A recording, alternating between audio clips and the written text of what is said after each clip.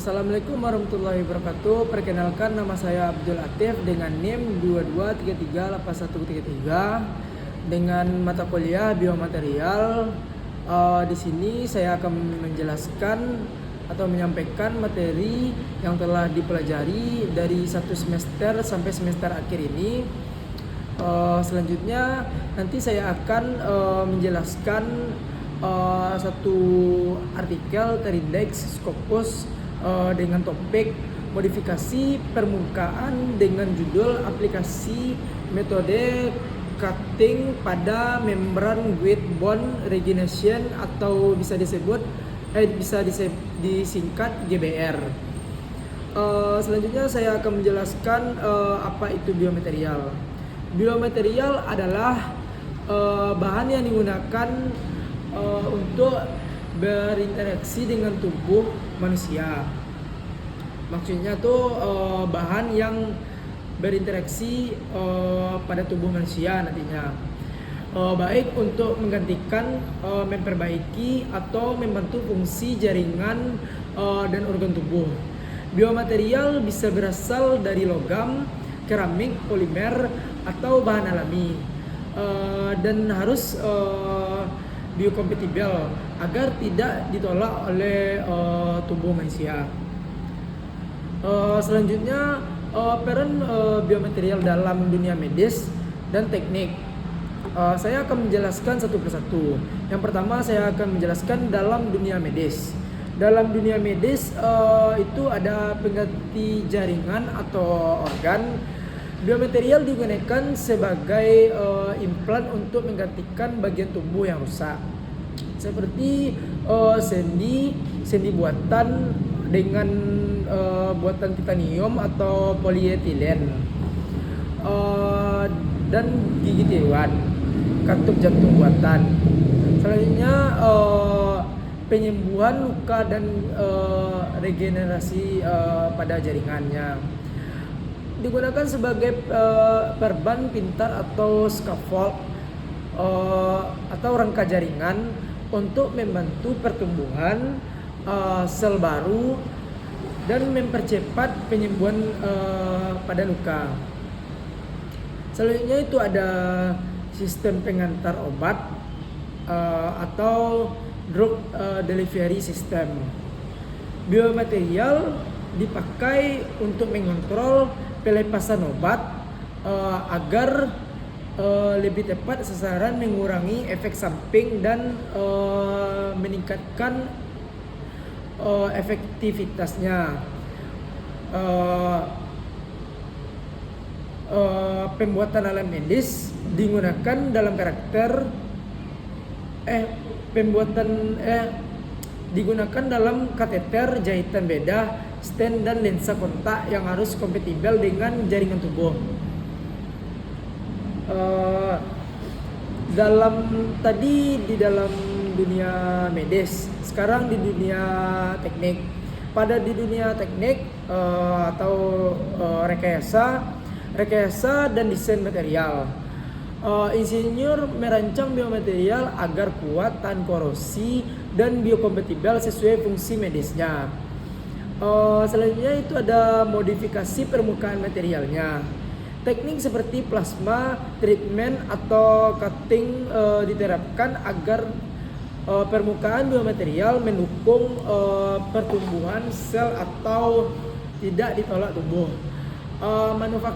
Selanjutnya itu ada manufaktur teknologi medis.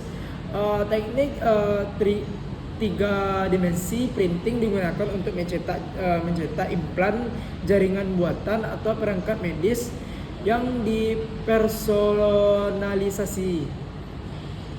Selanjutnya itu ada analisis dan uji material.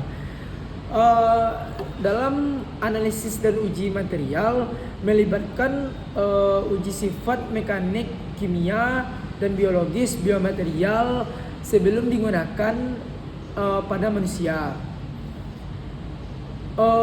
Dari yang saya sampaikan tadi, saya mengambil kesimpulan biomaterial berperan penting dalam dunia medis karena untuk penyembuhan dan penggantian jaring-jaringan tubuh dalam dunia teknik untuk merancang pada jaringan tubuh, dan dalam dunia teknik untuk merancang dan memproduksi bahan serta alat medis, contohnya alat bedah pada medis yang aman, efektif, dan inovatif. Selanjutnya itu ada jenis biomaterial secara singkat berdasarkan bahan yang saya cari. Yang pertama itu ada biomaterial logam. Itu contohnya ada titanium, stainless steel, dan cobalt chrome. Itu kuat, tahan korosi, cocok untuk implan, ortopedi, dan gigi. Selanjutnya itu ada biopolimer. Biopolimer itu contohnya polietilena, silikon, PLA, dan silikon dan PLA. Dia fleksibel, ringan, sering digunakan untuk jahitan bedah, stent, dan kantong darah. Selanjutnya itu ada biokeramik. Biokeramik contohnya hidroksiapatit dan alumina dan zirconia. Itu keras dan biokompatibel dan cocok untuk tulang buatan dan gigi tiruan. Selanjutnya itu ada biomaterial komposit. Gabungan dua atau lebih material, misalkan polimer dan keramik, untuk meningkatkan kekuatan dan fungsinya. Biomaterial alami. Ini yang terakhir ada biomaterial alami. Contohnya ada kolagen, kitosan, ada gelatin. Itu biodegradabel dan bioaktif, sering digunakan untuk rekayasa jaringan penyembuhan pada luka. Menjelaskan tentang sifat apa saja yang ada di biomaterial beserta rumusnya, saya akan menjelaskan. Itu yang pertama ada sifat mekanik, menunjukkan kemampuan biomaterial menahan beban. Modulus elastis, itu dengan rumus E, elastis. Mengukur kekuatan material. Ada juga kekuatan tarik atau bisa disebut tensile stress. Kemampuan menahan gaya tarik hingga putus, dan kekerasan, ketahanan terhadap penetrasi atau garisan. Selanjutnya itu ada sifat biokompatibilitas, kemampuan material untuk berinteraksi dengan jaringan tubuh tanpa menimbulkan reaksi negatif pada tubuh manusia. Ini tidak ada rumus matematisnya, tetapi diuji melalui uji toksisitas, iritasi, dan implantasi. Selanjutnya itu ada sifat korosi dan ketahanan kimia. Kemampuan material untuk tahan terhadap lingkungan tubuh yang korosif. Laju korosi dengan rumus CR. Selanjutnya ada sifat degradasi atau biodegradabilitas. Itu kemampuan biomaterial untuk terurai secara alami dalam tubuh. Jadi sifatnya itu nanti bahannya bisa terurai secara alami di dalam tubuh tanpa operasi kedua kalinya. Itulah contohnya, gitu kan. Ini tidak ada rumus buku, namun sering dikaitkan dengan laju degradasi massa. Selanjutnya itu ada sifat permukaan, berpengaruh terhadap adesi sel dan integrasi dengan jaringan. Energi permukaan, kekerasan permukaan dengan rumus Ra. Ini diukur secara eksperimental untuk mengetahui interaksi sel dengan permukaan implan. Selanjutnya saya akan menjelaskan aplikasi yang bersangkutan dengan biomaterial. Yang pertama itu ada implan medis. Contohnya implan tulang, sendi, dan implan gigi. Bahan yang digunakan itu titanium, stainless steel, dan ada yang lainnya. Selanjutnya ada alat bedah dan jahitan. Contohnya benang jahitan bedah, stapler bedah, dan pin ortopedi. Itu memakai bahan yang polimer seperti PLA, itu yang tadi, dan PGA. Selanjutnya ada rekayasa jaringan. Itu contohnya scaffold, rangka buatan.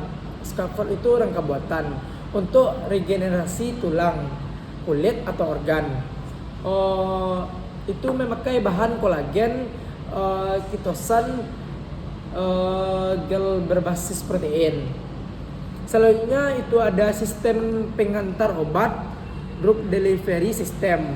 Contohnya itu ada kapsul atau microsoftware yang melepaskan obat secara bertahap di tubuh. Itu menggunakan bahan polimer biodegradable seperti PLGA. Selanjutnya ada alat diagnostik dan biosensor. Itu contohnya sensor glukosa untuk penderita diabetes. Itu berbahan biomaterial konduktif atau enzimatik. Yang selanjutnya itu ada aplikasi untuk kedokteran gigi. Contohnya tambalan gigi, crow, Bridge dan akar gigi buatan. Itu memakai bahan resin komposit, keramik, dan logam mulia.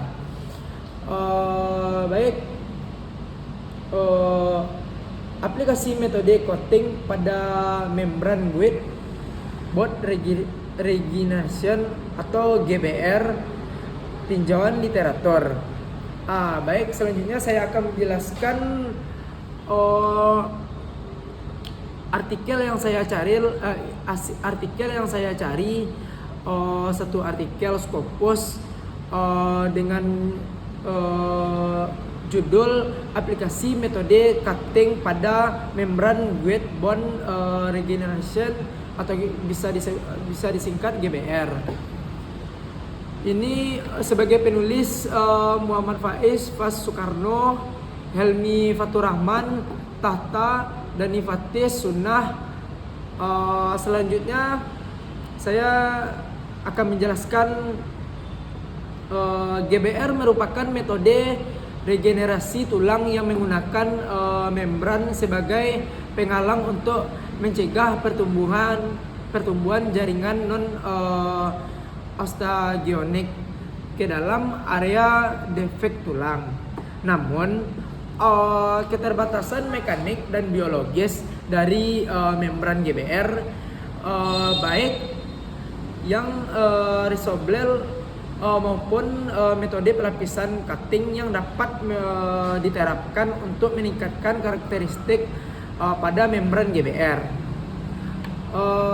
Hasil kajian dari 30 literatur yang menunjukkan bahwa metode deep coating merupakan teknik yang paling banyak digunakan karena kesederhanaan prosedur dan efektif dalam meningkatkan kekuatan mekanik dan bioaktivitas membran. Beberapa metode lainnya seperti electrospinning dan lain-lainnya. Terus lanjut dengan pemasangan implan gigi, menentukan keberadaan tulang alveolar yang cukup. Tapi sayangnya berbagai kondisi patologis seperti penyakit periodontal, trauma, tumor, atau faktor sistematik dapat menyebabkan kehilangan tulang. Dapat menyebabkan kehilangan tulang alveolar sehingga mengganggu keberhasilan pemasangan implan. GBR hadir sebagai solusi dengan prinsip menggunakan membran sebagai barier selektif yang memungkinkan sel osteogenik berkembang tanpa gangguan dari sel-sel jaringan lunak. GBR terbagi menjadi dua jenis utama, yaitu resorbable dan non-resorbable. Meskipun membran resorbable tidak memerlukan operasi kedua untuk mengangkatnya kembali dari tubuh, mereka seringkali memiliki kekuatan mekanik yang rendah. Sebaliknya, membran non-resorbable umumnya lebih kuat tetapi menyebabkan ketidaknyamanan karena memerlukan pembedaan tambahan. Oleh karena itu, metode cutting menjadi solusi inovatif untuk mengoptimalkan fungsi kedua jenis membran ini karena metodenya. Jadi ada juga metode kajian ini merupakan tinjauan literatur terhadap 30 artikel ilmiah yang dipublikasikan di database internasional seperti PubMed, Scopus dan Current Library. Lanjut, penelusuran dilakukan dengan menggunakan pendekatan Pico dan Boole operator. Artikel yang diseleksikan merupakan studi in vitro maupun vivo yang membahas tentang teknik pelapisan yang membran GBR baik resorbable maupun non-resorbable. Hasil dan pembahasannya. Dari hasil pembahasannya saya akan menjelaskan. Dari hasil telah ditemukan 13 teknik cutting untuk membran resorbable dan 3 untuk membran non-resorbable. Beberapa teknik tersebut meliputi itu, yang pertama ada deep cutting, yang kedua ada shape cutting, yang ketiga electrospinning, yang keempat subtraining atau bisa disebut DC dan plasma, yang kelima sono cutting, yang keenam spray cutting, yang ketujuh hot pressing, yang ke-8 covalent immobilization, yang ke-9 alkali hidrotermal. Terus selanjutnya ada deep coating, merupakan teknik yang paling umum digunakan karena prosesnya sederhana, tidak memerlukan alat khusus dan mampu menghasilkan membran dengan meningkatkan kekuatan mekanik serta biokompatibilitas. Teknik ini juga memungkinkan penambahan material bioaktif seperti chitosan, polidopamin atau kalsium fosfat untuk memperbaiki sifat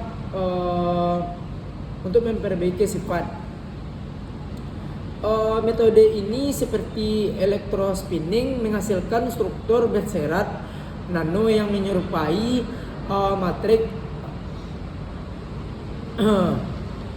matriks ekstraseluler, sangat baik untuk adesi dan differential cell. Jadi beberapa penelitian menunjukkan keberhasilan kombinasi teknik ini seperti electrospinning ditambah deep coating untuk menghasilkan membran bilayer dengan dua sisi fungsi berbeda. Dengan satu sisi untuk mencegah invasi sel epitel, sisi lainnya untuk mendukung pertumbuhan pada osteoblast. Pada membran berbasis magnesium atau PLA, penambahan coating seperti CAP atau tantalum mampu mengurangi laju degradasi dan meningkatkan regenerasi pada tulang.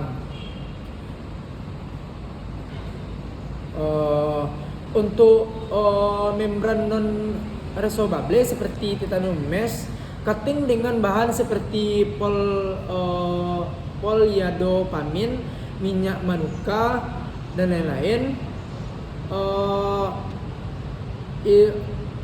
terbukti meningkatkan bioaktivitas, mempercepat pembentukan tulang dan mencegah infeksi. Jadi selanjutnya dari yang saya bacakan tadi, saya sedikit memberi kesimpulan terakhir, yaitu metode coating merupakan strategi yang menjadikan dalam pengembangan membran guided bone regeneration dengan penerapan teknik seperti deep coating, electrospinning, dan sputtering dan lainnya, dapat diperoleh membran yang tidak hanya memiliki kekuatan mekanis yang lebih baik, tetapi juga mendukung proses regenerasi tulang secara lebih efektif. Deep coating menjadi metode yang paling banyak digunakan karena efisiensi dan fleksibilitasnya. Terus kombinasi beberapa metode cutting juga menunjukkan hasil sinergis yang berpotensi memperbaiki performa klinis.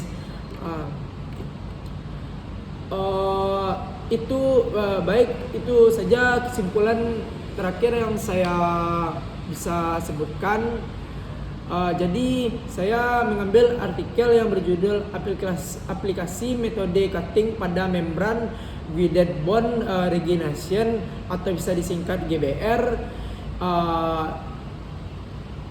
Itu yang saya dapatkan. Baik, saya ucapkan terima kasih. Mohon maaf kalau ada salah kata yang saya ucapkan dan kurangnya mohon dimaafkan. Assalamualaikum warahmatullahi wabarakatuh.